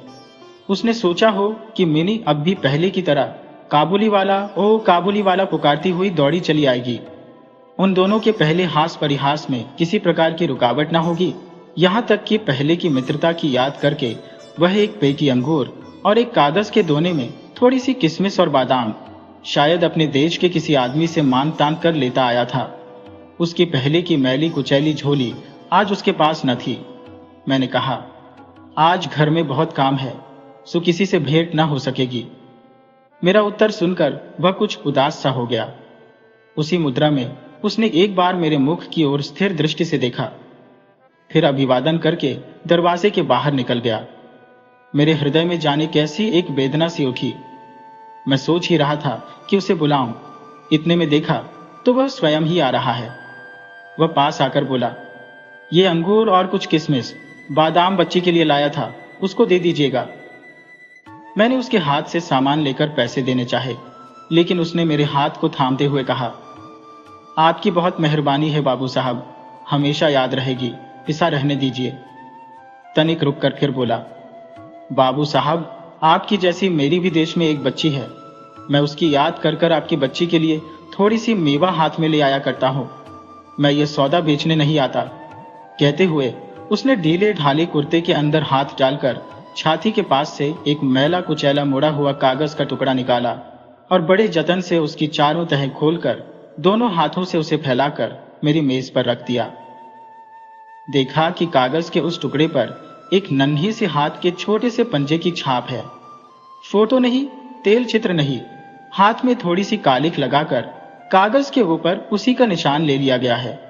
अपनी बेटी के इस स्मृति पत्र को छाती से लगाकर रहमत हर वर्ष कलकत्ता की गली कूचों में सौदा बेचने के लिए आता है, और तब वह कालिक चित्र मानो उसकी बच्ची के हाथ का कोमल स्पर्श उसके बिछड़े हुए विशाल हृदय में अमृत उड़ेलता रहता है। देखकर मेरी आंखें भर आई और फिर मैं इस बात को बिल्कुल ही भूल गया कि वह एक मामूली काबुली मेवा वाला है, मैं एक उच्च वंश का रईस हूं। तब मुझे ऐसा लगने लगा कि जो वह है वही मैं हूं। वह भी एक पिता है और मैं भी। उसकी पर्वतवासिनी छोटी बच्ची की निशानी मेरी ही मिनी की याद दिलाती है। मैंने तत्काल ही मिनी को बाहर बुलवाया। हालांकि इस पर अंदर घर में आपत्ति की गई, पर मैंने उस पर कुछ भी ध्यान नहीं दिया। विवाह के वस्त्रों और अलंकारों में लिपटी हुई बेचारी मिनी मारे लज्जा के सिकुड़ी हुई सी मेरे पास आकर खड़ी हो गई। उस अवस्था में देखकर रहमत काबुल पहले तो सकपका गया, उससे पहले जैसी बातचीत न करते बना। बाद में हंसते हुए बोला, लल्ली, सास के घर जा रही है क्या? मिनी अब सास का अर्थ समझने लगी थी, अतः अब उसे पहले की तरह उत्तर देते न बना। रहमत की बात सुनकर मारे लज्जा के उसके कपोल लाल हो उठे। उसने मुंह को फेर लिया। मुझे उस दिन की याद आई जब रहमत के साथ मिनी का प्रथम परिचय हुआ था। मन में एक पीड़ा की लहर दौड़ गई। मिनी के चले जाने के बाद एक गहरी सांस लेकर रहमत फर्श पर बैठ गया। शायद उसकी समझ में यह बात एकाएक साफ हो गई कि उसकी बेटी भी इतने दिनों में बड़ी हो गई होगी और उसके साथ भी उसे अब फिर से नई जान पहचान करनी पड़ेगी। संभवतः वह उसे पहले जैसी नहीं पाएगा। इन 8 वर्षों में उसका क्या हुआ होगा कौन जाने।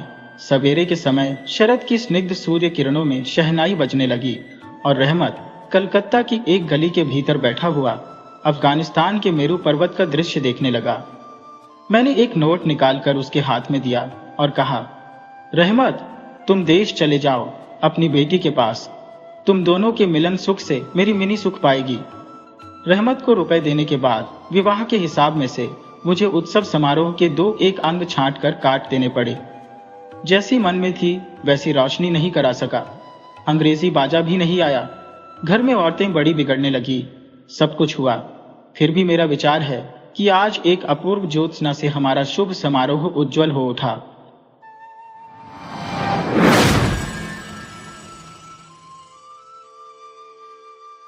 मेरी नौका ने स्नान घाट की टूटी फूटी सीढ़ियों के समीप लंगर डाला।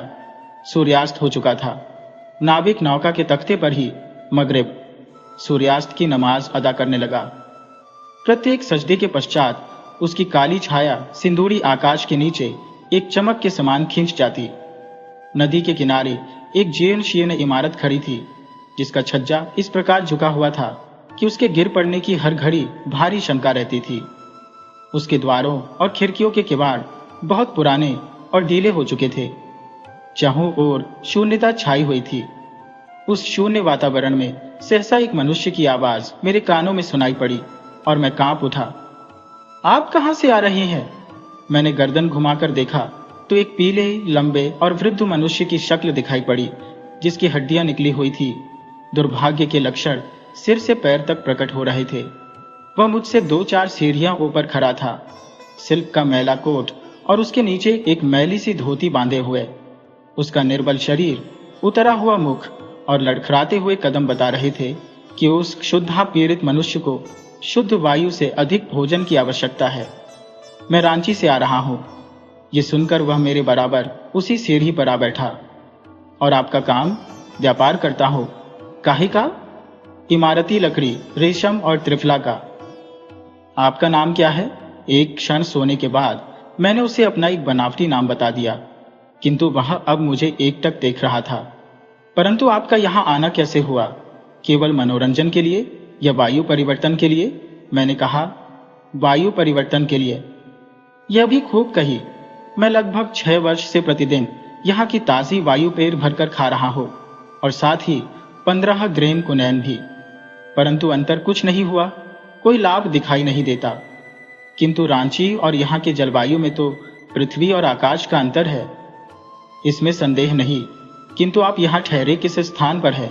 क्या इसी मकान में? संभवतः उस व्यक्ति को संदेह हो गया था कि मुझे उसके किसी गड़े हुए धन का कहीं से सुराग मिल गया है और मैं उस स्थान पर ठहरने के लिए नहीं, बल्कि उसके गड़े हुए धन पर अपना अधिकार जमाने आया हूं। मकान की भलाई बुराई के संबंध में एक शब्द तक कहे बिना उसने अपने उस मकान के स्वामी की 15 साल पूर्व की एक कथा सुनानी आरंभ कर दी। उसकी गंजी खोपड़ी में गहरी और चमकदार काली आंखें मुझे कॉलेज के पुराने नाविक का स्मरण करा रही थी। वह एक स्थानीय स्कूल में अध्यापक था। नाविक ने समाज से निवृत्त होकर रोटी बनानी आरंभ कर दी। सूर्यास्त होने के समय आकाश के सिंदूरी रंग पर अधिकार जमाने वाली अंधेरी में वह खंडहर भवन एक विचित्र सा भयावह दृश्य प्रदर्शित कर रहा था। मेरे पास सीढ़ी पर बैठे हुए उस दुबले और लंबे स्कूल मास्टर ने कहा, मेरे इस गांव में आने से लगभग 10 साल पूर्व एक व्यक्ति फणिभूषण सहाय इस मकान में रहता था। उसका चाचा दुर्गा मोहन बिना अपने किसी उत्तराधिकारी के मर गया, जिसकी संपूर्ण संपत्ति और विस्तृत व्यापार का अकेला वही अधिकारी था। पाश्चात्य शिक्षा और नई सभ्यता का भूत फणिभूषण पर सवार था।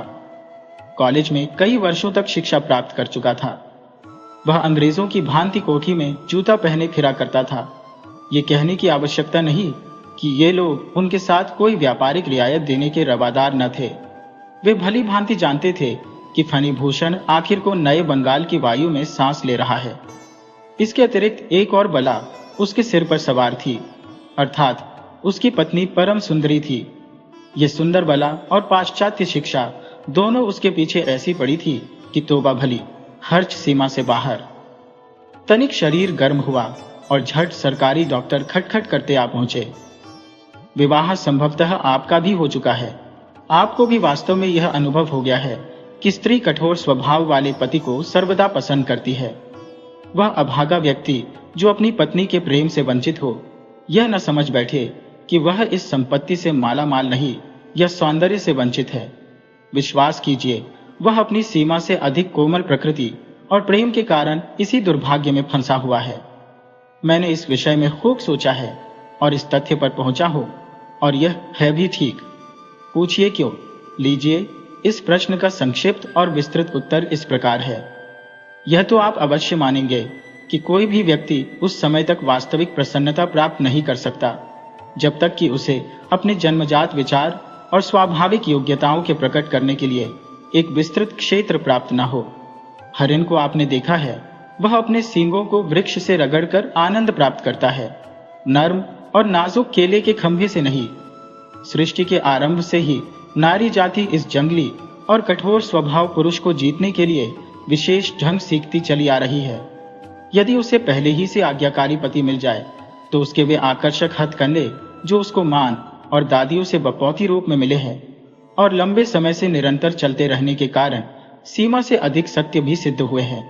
न केवल बेकार रह जाते हैं, बल्कि स्त्री को भार स्वरूप मालूम होने लगते हैं। स्त्री अपने आकर्षक सौंदर्य के बल पर पुरुष का प्रेम और उसकी आज्ञाकारिता प्राप्त करना चाहती है, किंतु जो पति स्वयं ही उनके सौंदर्य के सामने झुक जाए वो वास्तव में दुर्भाग्यशाली होता है, और उससे अधिक उसकी पत्नी। वर्तमान सभ्यता ने ईश्वर प्रदत्त उपहार अर्थात पुरुष की सुंदर कठोरता उसे छीन ली है। पुरुष ने अपनी निर्बलता से स्त्री के दाम्पत्य बंधन को बड़ी सीमा तक ढीला कर दिया है। मेरी इस कहानी का अभागा फणिभूषण भी इस नवीन सभ्यता की छलना से छला हुआ था, और यही कारण था कि न वह अपने व्यापार में सफल था और न गृहस्थ जीवन से संतुष्ट। यदि एक ओर वह अपने व्यापार में लाभ से बेखबर था, तो दूसरी ओर अपनी पत्नी के पतित्व अधिकार से वंचित। फणिभूषण की पत्नी मणिमल्लिका को प्रेम और विलास सामग्री बेमांगी मिली थी। उसे सुंदर और बहुमूल्य साड़ियों के लिए अनुनय विनय तो क्या पति से कहने की आवश्यकता न होती थी। सोने के आभूषणों के लिए उसे झुकना न पड़ता था। इसलिए उसके स्त्रियोचित स्वभाव को आज्ञा देने वाले स्वर का जीवन में कभी आभास न हुआ था। यही कारण था कि वह अपनी प्रेममयी भावनाओं में आवेश की स्थिति उत्पन्न न कर पाती थी। उसके कान, लो स्वीकार करो, कि मधुर शब्दों से परिचित थे, किंतु उसके होंठ, लाओ और दो से सर्वथा अपरिचित। उसके सीधे स्वभाव का पति इस मिथ्या भावना की कहावत से प्रसन्न था कि कर्म किए जाओ, फल की कामना मत करो, तुम्हारा परिश्रम कभी अकारक नहीं जाएगा। वह इसी मिथ्या भावना के पीछे हाथ पैर मारे जा रहा था। परिणाम यह हुआ कि उसकी पत्नी उसे ऐसी मशीन समझने लगी जो बिना चलाई चलती है। स्वयं ही बिना कुछ कष्ट किए सुंदर साड़ियां और बहुमूल्य आभूषण बनाकर उसके कदमों पर डालती रहती। उसके पुर्जे इतने शक्तिशाली और टिकाऊ थे कि कभी भी उसको तेल देने की आवश्यकता न होती। फणिभूषण की जन्मभूमि और रहने का स्थान समीप ही एक देहात का गांव था, किंतु उसके चाचा के व्यापार का मुख्य स्थान यही शहर था। इसी कारण उसकी आयु का अधिक भाग यहीं व्यतीत हुआ था। वैसे मां मर चुकी थी, किंतु मौसी और मामिया आदि ईश्वर की कृपा से विद्यमान थी, परंतु वह विवाह के बाद ही फौरन मणिमल्लिका को अपने साथ ले आया। उसने विवाह अपने सुख के लिए किया था, न कि अपने संबंधियों की सेवा के लिए। पत्नी और उसके अधिकारों में पृथ्वी आकाश का अंतर है। पत्नी को प्राप्त कर लेना और फिर उसकी देखभाल करना उसको अपना बनाने के लिए काफी नहीं हुआ करता। मणिमल्लिका सोसाइटी की अधिक भक्त न थी, इसलिए व्यर्थ का खर्च भी न करती थी, बल्कि इसके प्रतिकूल बड़ी सावधानी रखने वाली थी। जो उपहार फणिभूषण उसको एक बार ला देता, फिर क्या मजार कि उसको हवा भी लग जाए, वह सावधानी से सब रख दिया जाता। कभी ऐसा नहीं देखा गया कि किसी पड़ोसिन को उसने भोजन पर बुलाया हो। वह उपहार या भेंट लेने देने के पक्ष में भी न थी। सबसे अधिक आश्चर्य की बात यह थी कि 24 साल की आयु में भी मणिमल्लिका 14 वर्ष की सुंदर युवती दिखाई देती थी। ऐसा प्रतीत होता मानो उसका रूप लावण्य केवल स्थायी ही नहीं बल्कि चिरस्थायी रहने वाला है। मणिमल्लिका के पार्श्व में हृदय न था, बर्फ का टुकड़ा था, जिस पर प्रेम की तनिक भी तपन न पहुंची थी। फिर वह पिघलता क्यों और उसका यौवन ढलता किस प्रकार, जो वृक्ष पत्तों से लदा होता है प्राय फल से वंचित रहता है। मणिमल्लिका का सौंदर्य भी फलहीन था, वह संतानहीन थी। रख रखाव और व्यक्तिगत देखरेख करती भी तो काहे की, उसका सारा ध्यान अपने आभूषणों पर ही केंद्रित था। संतान होती तो वसंत की मीठी मीठी धूप की भांति उसके बर्फ के हृदय को पिघलाती, और वह निर्मल जल उसके दाम्पत्य जीवन के मुरझाए हुए वृक्ष को हरा कर देता।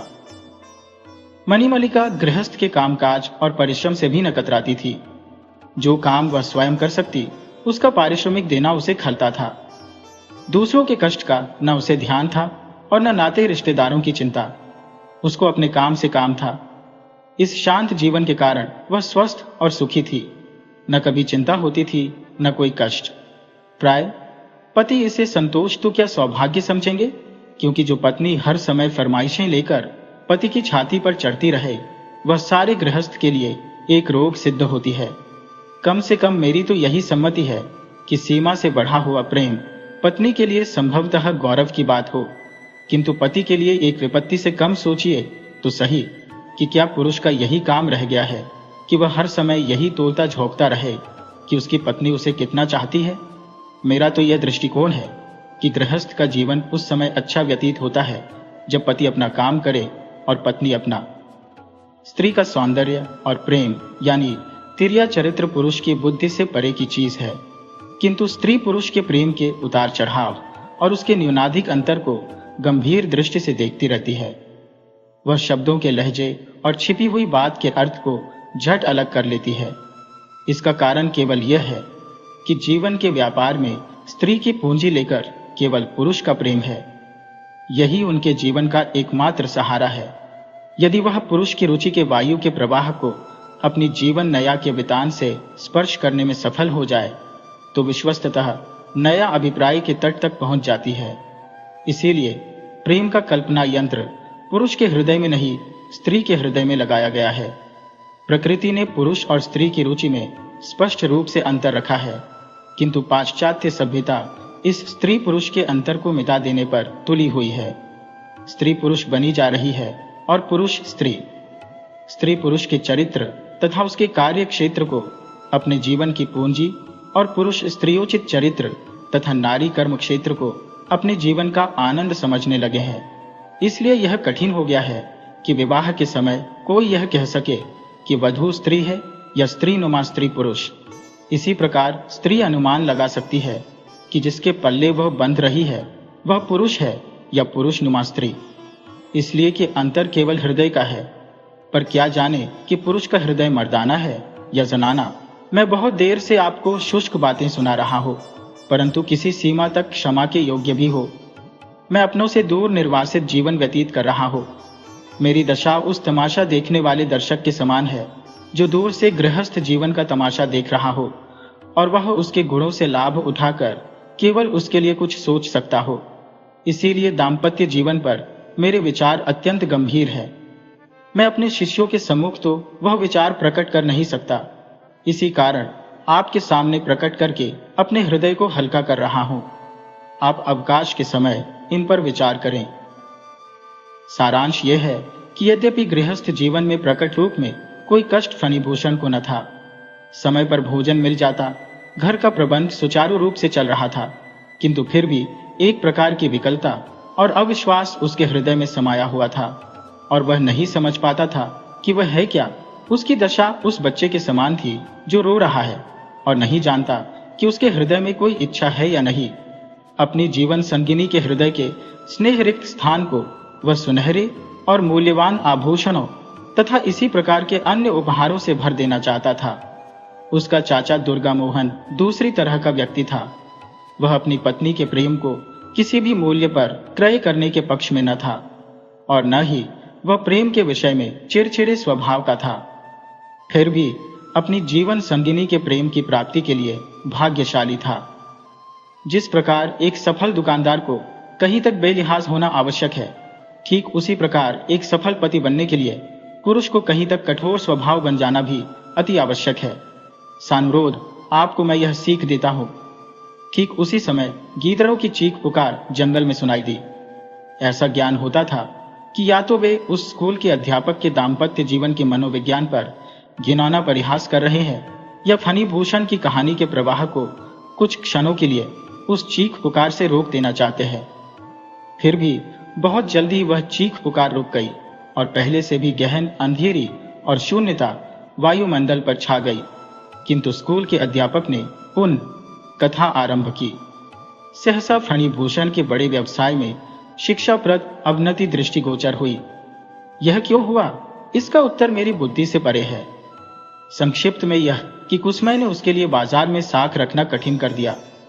यदि किसी प्रकार कुछ दिनों के लिए वह एक बड़ी पूंजी प्राप्त करके मंडियों में फैला सकता तो संभव था कि बाजार से माल को न खरीदने के तूफान से बच निकलता, किंतु इतनी बड़ी रकम का तुरंत प्रबंध खाला का घर न था। यदि स्थानीय साहूकारों से कर्ज मांगता तो अनेक प्रकार की अफवाहें फैल जाती और उसकी साख को असहनीय हानि पहुंचती। यदि पत्र व्यवहार से भुगतान का ढंग करता तो रुक्का या पर्चे के बिना संभव न था और इससे उसकी ख्याति को बहुत बड़ा आघात पहुंचने की संभावना थी। केवल एक युक्ति थी कि पत्नी के आभूषणों पर रुपया प्राप्त किया जाए और यह विचार उसके हृदय में दृढ़ हो गया। फणिभूषण मणिमल्लिका के पास गया, परंतु वह ऐसा पति न था कि पत्नी से स्पष्ट और सबलता से कह सके। दुर्भाग्यवश उसे अपनी पत्नी से उतना घनिष्ठ प्रेम था जैसा कि उपन्यास के किसी नायक को नायिका से हो सकता है। सूर्य का आकर्षण पृथ्वी पर बहुत अधिक है, किंतु अधिक प्रभावशाली नहीं। यही दशा फणिभूषण के प्रेम की थी। उस प्रेम का मणिमल्लिका के हृदय पर कोई प्रभाव न था, किंतु मरता क्या न करता। आर्थिक कठिनाई की चर्चा, प्रोनोट, कर्जी का कागज, बाजार के उतार चढ़ाव की दशा, इन सब बातों को कंपित और अस्वाभाविक स्वर में फणिभूषण ने अपनी पत्नी को बताया। झूठे मान, असत्य विचार और भावावेश में साधारण सी समस्या जटिल बन गई। अस्पष्ट शब्दों में विषय की गंभीरता बताकर डरते डरते अभागे फणिभूषण ने कहा, तुम्हारे आभूषण। मणिमल्लिका ने न हाँ कही और न और न उसके मुख से कुछ ज्ञात होता था। उस पर गहरा मौन छाया हुआ था। फणिभूषण के हृदय को गहरा आघात पहुंचा, किंतु उसने प्रकट न होने दिया। उसमें पुरुषों का सा वह साहस न था कि प्रत्येक वस्तु का वह प्रतिदिन निरीक्षण करता। उसके इनकार पर उसने किसी प्रकार की चिंता प्रदर्शित न की। वह ऐसे विचारों का व्यक्ति था कि प्रेम के जगत में शक्ति और आधिक्य से काम नहीं चल सकता। पत्नी की स्वीकृति के बिना वह आभूषणों को छूना भी पाप समझता था। इसलिए निराश होकर रुपये की प्राप्ति के लिए युक्तियां सोचकर कलकत्ता चला गया। पत्नी अपने पति को प्राय जानती है, उसकी नस नस से परिचित होती है, पर पति अपनी पत्नी के चारित्र का इतना गंभीर अध्ययन नहीं कर सकता। यदि पति कुछ गंभीर व्यक्ति हो तो पत्नी के चरित्र के कुछ भाग उसकी तीक्ष्ण दृष्टि से बचाकर जान लेता है। संभवतः यह सत्य है कि मणिमल्लिका ने फणिभूषण को अच्छी तरह न समझा। एक पाश्चात्य व्यक्ति का व्यक्तित्व मूर्ख स्त्री के अंधविश्वास जैसे जीवन और उसकी समझबूझ से प्राय ऊंचा होता है। वह स्वयं स्त्री की भांति एक रोमांचकारी व्यक्तित्व बनकर रह जाता है, और इसी कारण पुरुष की उन दशाओं में से किसी में भी फणिभूषण को पूरी तरह सम्मिलित नहीं किया जा सकता। मूर्ख अंधा जंगली। मणिमल्लिका ने अपने बड़े सलाहकार मधुसूदन को बुलाया। यह दूर के रिश्ते से चचेरा भाई था और फणिभूषण के व्यापार में एक आसामी की देखरेख पर नियुक्त था। योग्यता के कारण नहीं, बल्कि रिश्तेदारी के जोर पर वह उस आसामी पर अधिकार जमाए हुए था। काम की चतुराई के कारण नहीं, बल्कि रिश्तेदारी की धौंस में हर माह वेतन से भी अधिक रकम ले उड़ता था। मणिमल्लिका ने सारी राम कहानी उसके सामने वर्णन की और अंत में पूछा, क्या करो, नेक सलाह दो। मधु ने बुद्धिमत्ता और दूरदर्शिता के ढंग से सिर हिलाकर कहा, मेरा माथा ठनकता है, इस मामले में कुशल दिखाई नहीं देती। सांसारिक बुद्धिहीन व्यक्तियों को हर कार्य में संदेह ही दिखाई दिया करता है, उनको किसी काम में कुशल नहीं दिखाई देती। फणिभूषण को रुपया तो मिलने से रहा, अंत में तुम्हें आभूषणों से भी हाथ धोने पड़ेंगे।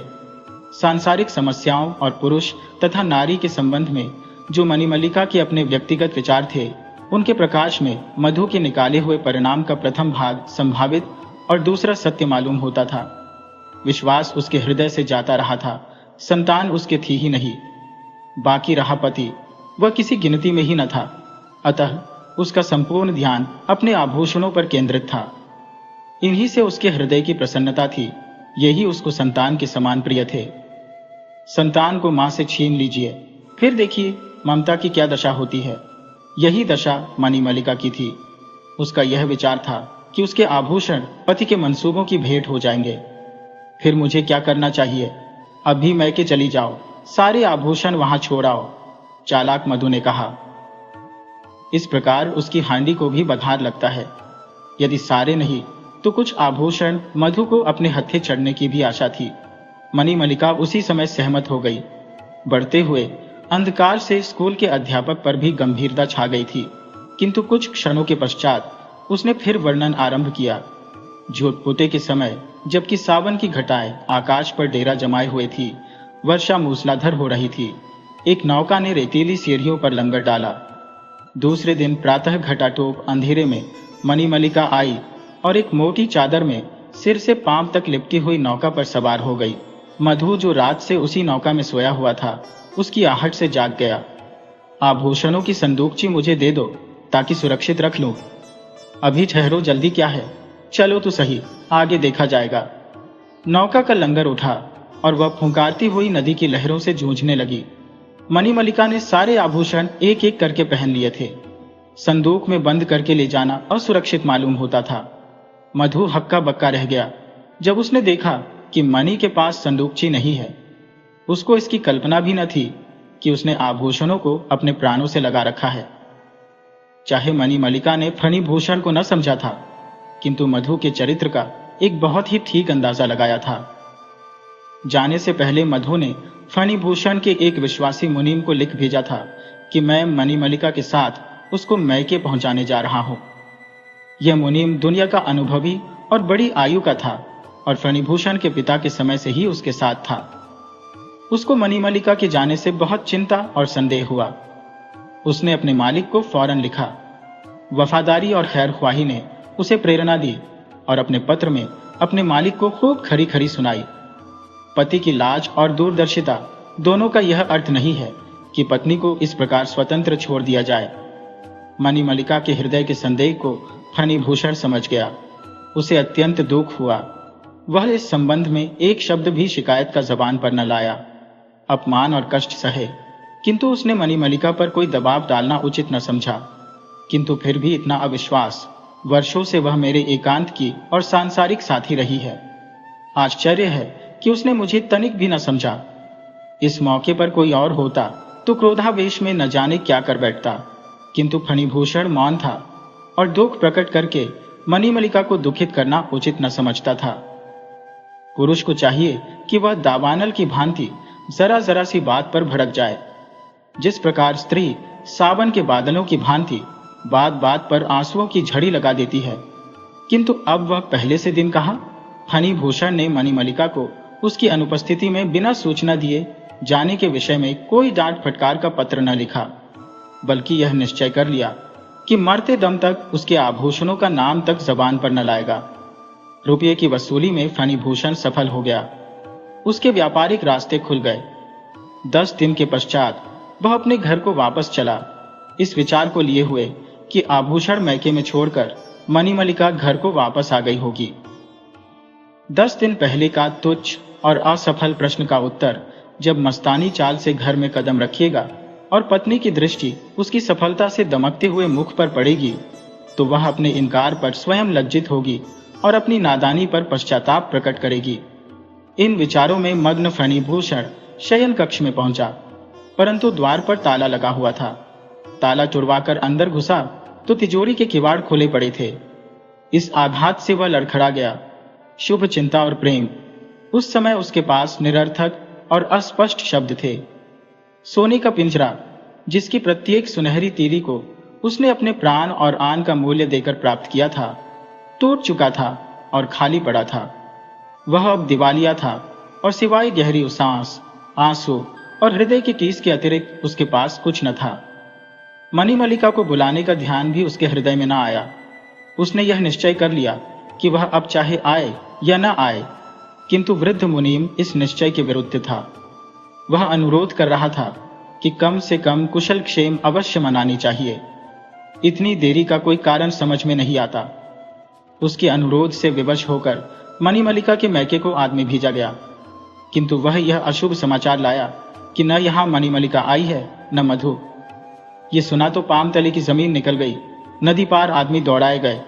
खोज और प्रयत्न में किसी प्रकार की कमी न रखी, किंतु पता न चलना था न चला।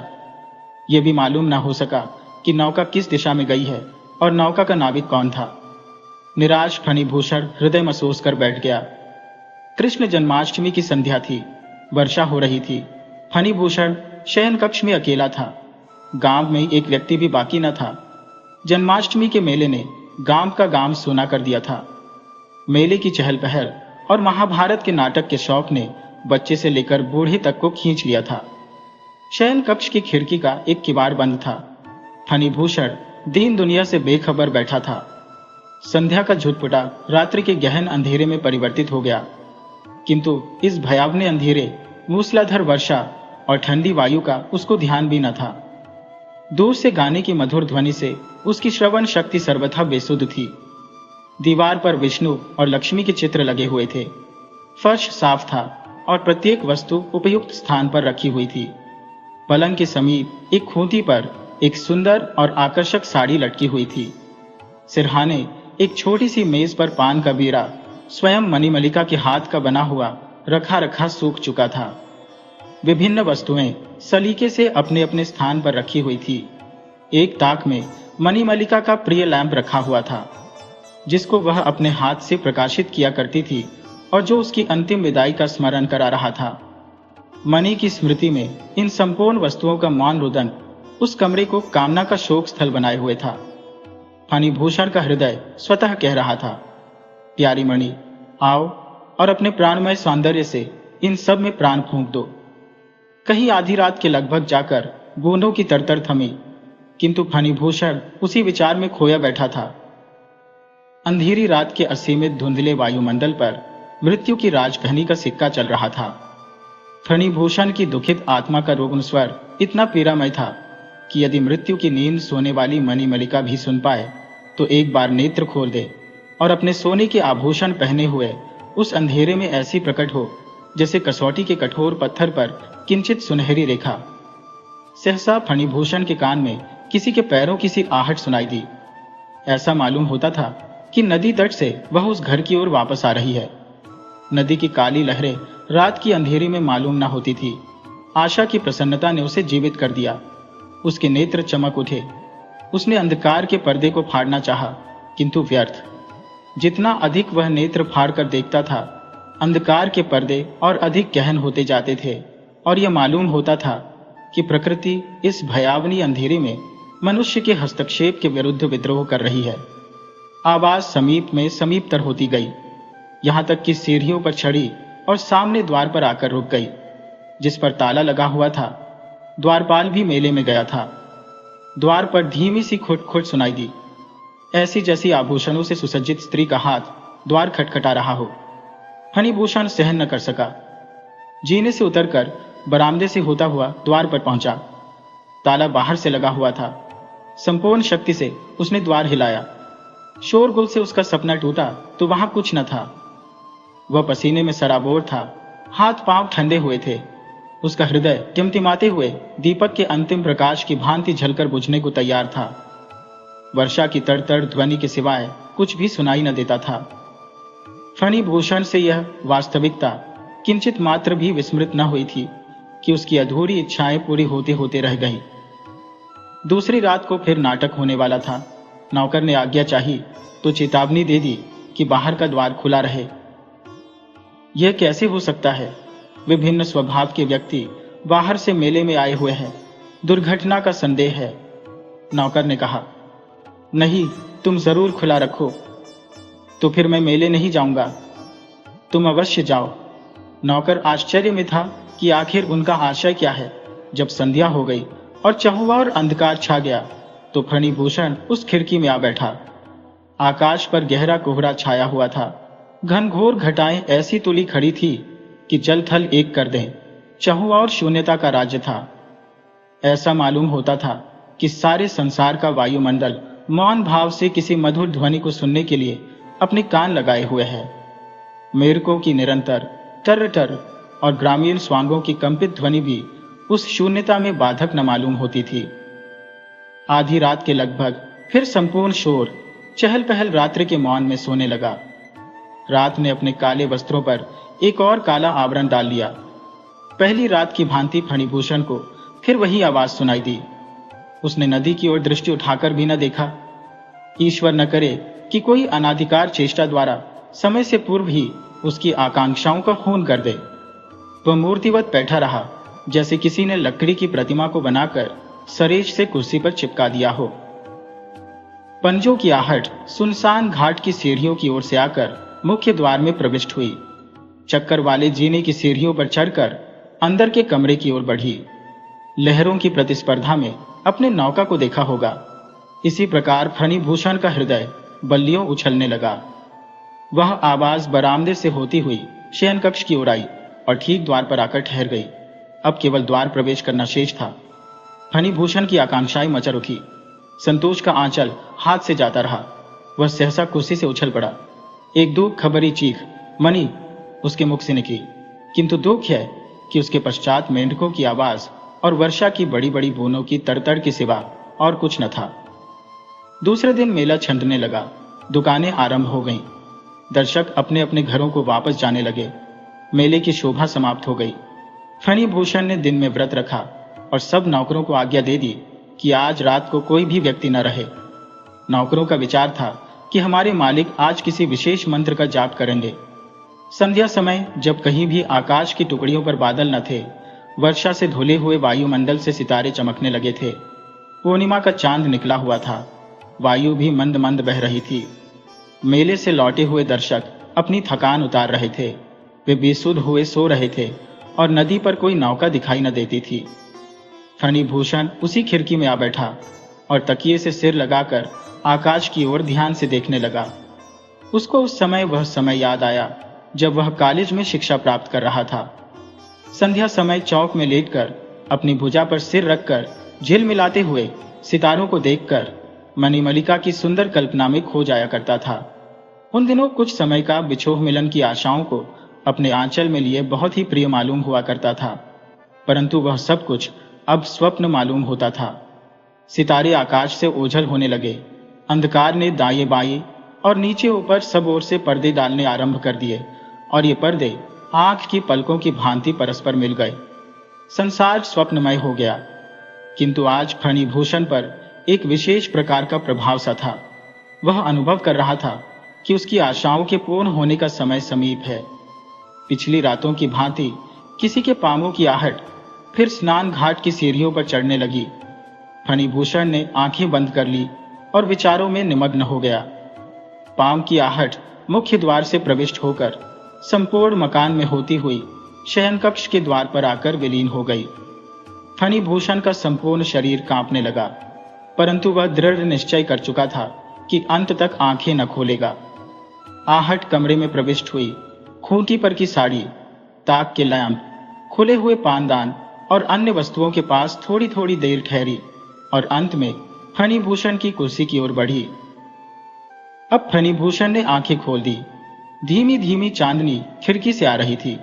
उसकी दृष्टि के सामने एक ढांचा, एक हड्डियों का पंजर खड़ा था। उसने रोम रोम में छल, कलाइयों में करे, गले में माला। सारांश यह है कि प्रत्येक जोड़ जड़ाऊ आभूषणों से दमक रहा था। संपूर्ण आभूषण ढीले होने के कारण निकले पड़ते थे। नेत्र वैसे ही बड़े बड़े और चमकीले, परंतु प्रेम भावना से रिक्त थे। 18 वर्ष पूर्व विवाह की रात को शहनाइयों के मधुर स्वरों में इन्हीं मोहिनी आंखों से मणिमल्लिका ने फणिभूषण को पहली बार देखा था। आज वही आंखें वर्षा की भींगी चांदनी में उसके मुख पर जमी हुई थी। पंजर ने दाएं हाथ से संकेत किया। फणिभूषण स्वयं चल पड़ने वाली मशीन की भांति उठा और पंजर के पीछे पीछे हो लिया। हर कदम पर उसकी हड्डियां चटक रही थी। आभूषण झंकृत हो रहे थे। वे बरामदे से होते हुए सीढ़ियों के नीचे उतरे और उसी पथ पर हो लिए जो स्नान घाट पर जाता था। अंधेरे में जुगनू कभी कभी चमक उठते थे। मध्यम धीमी चांदनी वृक्षों के गहन पत्तों में से निकलने के लिए प्रयत्नशील थी। वे दोनों नदी के तट पर पहुंचे। पंजर ने सीढ़ियों से नीचे उतरना आरंभ किया। जल पर चांदनी का प्रतिबिंब नदी की लहरों से क्रीड़ा कर रहा था। पंजर नदी में कूद पड़ा। उसके पीछे फणिभूषण का पांव भी नदी में गया। उसकी स्वप्न की छलना टूटी तो वहां कोई न था, केवल वृक्षों की एक पंक्ति चौकीदारी कर रही थी। अब फणिभूषण के संपूर्ण शरीर पर कंपन छाया हुआ था। फणिभूषण भी एक अच्छा तैराक था, किंतु अब उसके हाथ पांव बस में न थे। दूसरे ही क्षण वह नदी की अथाह जल की तह में जा चुका था। इस दर्द से भरे हुए अंत पर स्कूल के अध्यापक ने कक्षा को समाप्त किया। उसकी समाप्ति पर हमें फिर एक बार शून्य वायुमंडल का अनुभव हुआ। मैं भी मौन था। अंधेरे में मेरे मुख के विचारों का अध्ययन वह न कर सकता था। क्या आप इसको कहानी कहते हैं? उसने संदेह की मुद्रा में पूछा। नहीं, मैं तो इसे सत्य नहीं समझता। प्रथम तो इसका कारण है कि मेरी प्रकृति उपन्यास और कहानी लेखन से ऊंची है, और दूसरा कारण यह है कि मैं ही फणिभूषण हूं। मैंने बात को काटकर कहा। स्कूल का अध्यापक अधिक व्याकुल नहीं था। किंतु आपकी पत्नी का नाम? उसने पूछा। नर्मदा काली।